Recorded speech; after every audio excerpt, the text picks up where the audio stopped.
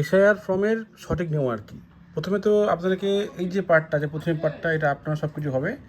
নাম, ভোটার কার্ডের যে নাম, যে নাম্বারের সেটা, মোবাইল নাম্বার, বাবার নাম, মায়ের নাম যেটা আছে এটা দিতে হবে। এই যে পার্টটা, এটা দেখাচ্ছি আঙুল দিয়ে, এই পার্টটা কিন্তু নিজেদের সব কিছু হবে, নিজের আর কি।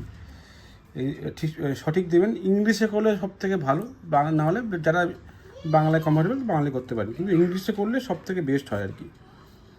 আর পরের যে পার্টটা যেটা আসি, যেটা হলো মেন সমস্যা হয় সবার জন্য, এই যে পার্টটা যে সবার শেষে এসআইআর তালিকায় যে নিয়োজকের নাম যেটা আছে, এটার ক্ষেত্রে কিন্তু সবাই ভুল করে। এটা কিন্তু মেন পার্ট।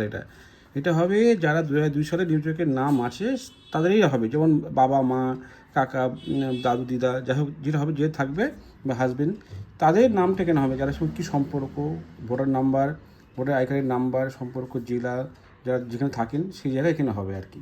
এই যে পার্টটা সবাই কিন্তু ভুল করে, এটা কিন্তু ভালো করে দেখে নিন আপনারা। এই যে পার্টটা, এটা কি হয়, এই যে পার্টটা যে দেখাচ্ছি আমি ঘুরে ঘুরে, এই পার্টটা সবাই ভুল করে। এটা 2002 সালে যারা আসে তাদেরই নাম এখানে হবে, আর যদি না থাকে সেটা অন্য ব্যাপার, কিন্তু এইটা মেন পার্ট, এটা সবাই ভুল করে। প্রথমত হবে এই পার্টটা হবে আপনার, সব কিছু থাকবে, ঠিক আছে। তারপরে হবে এটা হবে আপনার বাবা মা, বা 2002 সালে যারা ফাইনাল লিস্টে নাম আছে তাদেরই হবে এটা, এই পার্টটা। এটাই সবাই ভুল করে, এটা হলো অ্যাকচুয়াল নিয়ম।